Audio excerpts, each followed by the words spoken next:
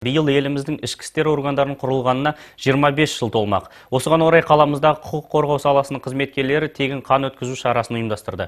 Қайырымдылық шарасына қатысу арқылы көмекке мұқтаж адамдарға қол ұшын береміз, дейді тәртіп сақшылары.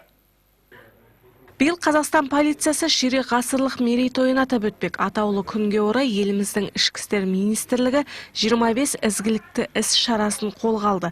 Оның аясында қалалық ішкі істер басқармасының жеке құрамы ерікті түрде қан тапсыру акциясын ұйымдастырды. Перизат Сәкенова әуезов полиция бөлімінде қызмет етеді.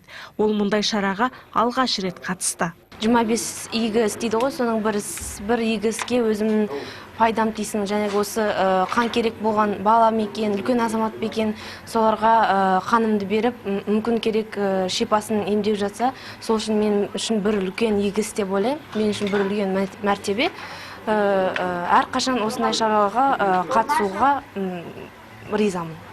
Бұл күні ішкі істер басқармасының жергілікті полиция, криминалдық полиция, тергеу бөлімдерінің 60-ға жуық қызметкері қан тапсырды.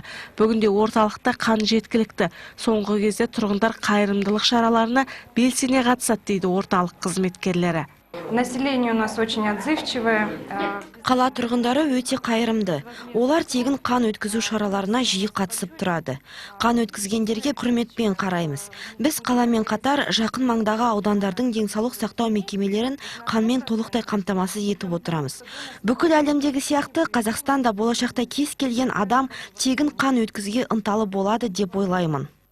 Дәрігерлер қан тапсырудың адам ағзасына өзіндік пайдасы бар екенін айтады. Ал құқық қорғаушылар мұндай шараларды жыл соңына дейін тағы бірнеше рет ұйымдастыруды жоспарлап отыр.